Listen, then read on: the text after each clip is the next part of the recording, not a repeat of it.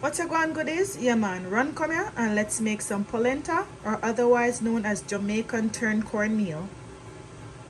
So my goodies, here I have some cornmeal, and I just have the cornmeal soaking in some water, and I have a braised cock soup mix that I'll be using. You can use a chicken or you can use the veggie.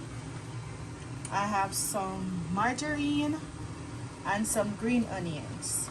I'm also going to be adding some seasoning, like some all-purpose seasoning and some garlic pepper powder, along with some onion powder to my pot.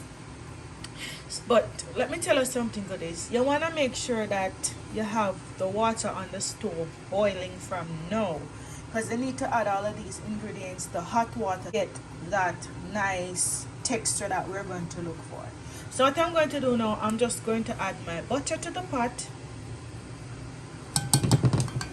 and I have my Dutch pot because I love to, when I'm cooking, I love to use nice thick pots. I'm adding my green onion,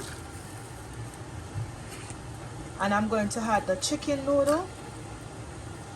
So I added the chicken noodle, and you want to mix this up as soon as you put it in so it doesn't lump. Just mix that out, just give it a stir. Alright, and now I'm going to go in with a Maggi cube,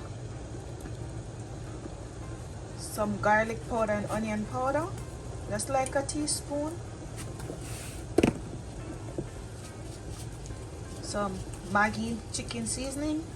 Again, if you don't eat meat, we can always use all-purpose seasoning. And because all of these seasoning have sodium and also my margarine, I'm not going to add any salt. Okay, so we're gonna allow this to boil for about, just say like 2 to 3 minutes, just to get everything nice and infused in that water. And then we're going to add our cornmeal. All right goodies, so what you want to do, you kind of want to make the chicken noodle, you want to make the noodle cook before you actually add your cornmeal, because when you add your cornmeal, everything is gonna start getting thick. And another thing, whenever time you add your cornmeal, make sure you stir and stir and stir. That's why it named Tun Cornmeal. You can't stop stirring until everything is combined. And then when everything combined, now you turn down the stove. So I already turned down my stove, as you can see, because you don't use high heat to cook cornmeal. Okay, all right, so now we're gonna add our cornmeal. So I added the cornmeal, and as I'm saying, keep stirring until everything is combined. And then when you see it's nice and smooth like this, you're gonna stop stirring, and we are going to cover it down now and leave it to cook. So the thing is good is, you have some people who love the rough way, where when I mean the rough way, it is just lumpy, and this is the smooth way. I'm going to show you also what the next step is going to be. So goodies, this is how it's going so far. This is what it looks like. So as you can see, it is definitely cooking nicely. Turn on your stove and cover your pot. Let it stay there and slow cook. Keep on turning and you will be good. Okay my goodies, all right, we're gonna come back and see what's going on in the next few minutes. This is what it is looking like. It is almost ready, almost cooked. See, that's the texture you're looking for. And when it is cool, of course it is going to look even different.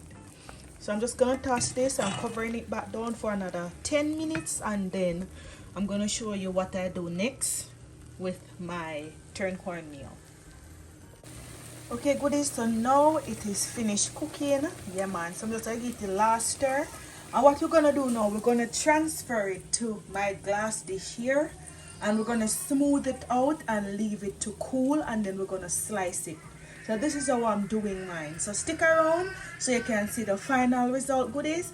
Thank you all for watching, and I hope that you subscribe to the channel, like, share, and leave me a comment and let me know what you think about this recipe.